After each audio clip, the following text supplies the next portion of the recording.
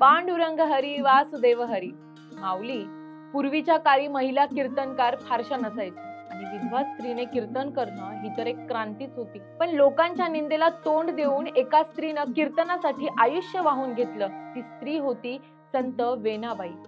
नमस्कार, मी प्रियंका. सोल स्पिरिच्युअलच्या संत मेळा या विशेष सत्रामध्ये आपल्या सगळ्यांचं मनस्वी स्वागत. संत वेणाबाई वयाच्या 12व्या वर्षीच विधवा झाल्या. एकदा आपल्या सासरी वेणाबाई एकनाथी भागवत वाचत बसलेल्या असताना दारात समर्थ रामदास स्वामी उभे राहिले. समर्थांनी तिचं भक्ती सामर्थ्य ओळखून तिला शिष्यत्व दिलं.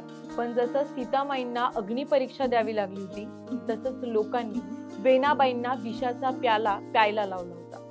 वेणाबाईंनी ते विषही पचवून दाखवलं. एकदा काय झालं, रामदास स्वामींच्या मठात रामनवमी उत्सवाची तयारी चालली होती. समर्थ रामदास रामनवमीच्या आधी काही शिष्य घेऊन भिक्षेसाठी जायचे. मग त्या काळात ते सगळी जबाबदारी एखाद्यावर सोपवून जायची. आता एकदा ही जबाबदारी आली संत वेणाबाईंवर. वेणाबाई कामाला लागली. पण झालं भलतंच, ऐन उत्सवाच्या 15 दिवस आधी वेणाबाई आजारी पडल्या. त्या तापाने एवढ्या फणफणल्या की त्यांना चालताही येईना. मग काय झालं माहितीये, जे पांडुरंगानं संत जनाबाईंसाठी केलं होतं ते इथे प्रभू रामचंद्रांनी संत वेणाबाईंसाठी केलं. रामचंद्रांनी रमाबाईच्या रूपात येऊन उत्सवाची सगळी तयारी केली. रामदास स्वामींनी मला तुमच्या मदतीसाठी पाठवलंय असं रमाबाईंनी वेणाबाईंना खोटच सांगितलं. समर्थ भिक्षेहून परतल्यावर सगळ्या गोष्टींचा उलगडा झाला आणि रमाबाई ही गुप्त झाल्या. भगवंत भक्तांसाठी धावून येतो तो असा. माऊली, 1627 ते 28 मध्ये जन्माला आलेल्या वेणाबाई या मराठी संत होत्या. त्या समर्थ रामदास स्वामींच्या शिष्या होत्या. समाज संघटनांच्या कार्यात रामदास स्वामी असताना त्यांची वेणाबाईंशी गाठ पडली. समर्थांनी त्यांना कीर्तन करण्याची अनुमती दिली होती.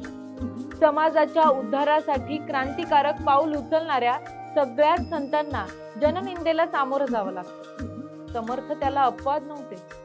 वेणाबाई, अक्काबाई, अंबिकाबाई या स्त्रियांना त्यांनी अभ्यासासाठी प्रवृत्त केलं आणि मठपती बनवलं. समर्थ मिरजला आणि कोल्हापूरला नेहमी जायचे. तिथे त्यांची नेहमी कीर्तनं व्हायची. वेणाबाई त्यांच्या कीर्तनाला आवर्जून जायच्या. त्यांचे आई वडील समर्थांचेच अनुगृहीत होते, तर सासू सासरे एकनाथ महाराजांचे अनुगृहीत होते. प्रारंभी कणखर मनाने जननिंदा सोसणाऱ्या वेणाबाईंनी कोमल अंतकरणाने सगळ्यांना क्षमा केली. वेणाबाईंनी वेगवेगळ्या प्रकारचे स्फुट लेखनही केले. सीता स्वयंवर हे आख्यान काव्य लिहिलं. अभंग, आरत्या, पदे अशी विपुल रचना त्यांच्या नावावर आहे. वेणाबाईंनी उपदेश रहस्य, कौल, रामायणी प्रकरण, पंचीकरण, वेदांतावरील गद्य टिंपण्या, रामगुहक संवाद किंवा नावाचे श्लोक, रामायणी प्रकरण, रामायणाची कांडे जसं की आदी, अयोध्या, अरण्य, किष्किंधा आणि सुंदरकांड, एकूण 1,500 श्लोक, सिंहासन रामायणी प्रकरण, सीता स्वयंवर एकूण 14 समाज, ओवी संख्या 1568, स्फुट, अभंगे, पदे अशी अनेक लिखाणं केलेली आहेत. सीतेचं स्वयंवर वेणाबाईंच्या पूर्वी आणि नंतर अनेकांनी वर्णिलंय. पण वेणाबाईंच्या ग्रंथाची योग्यता काही अनोखीच आहे. वेणाबाईंची समाधी सज्जनगड इथे रामदास स्वामींनी 1656 मध्ये बांधून दिलेला वेणाबाईंचा मठ मिरज इथे.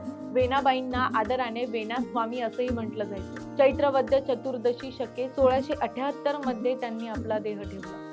अशा या थोर संत कीर्तनकार वेणाबाई महाराष्ट्राला लाभल्या. बोला पुंडलिक वरदा हरी विठ्ठल, श्री ज्ञानदेव तुकाराम, पंढरीनाथ महाराज की जय. आपल्या संस्कृतीबद्दल अशाच नाविन्यपूर्ण माहितीसाठी आमच्या सोल स्पिरिच्युअल YouTube चॅनलला नक्की सबस्क्राईब करा.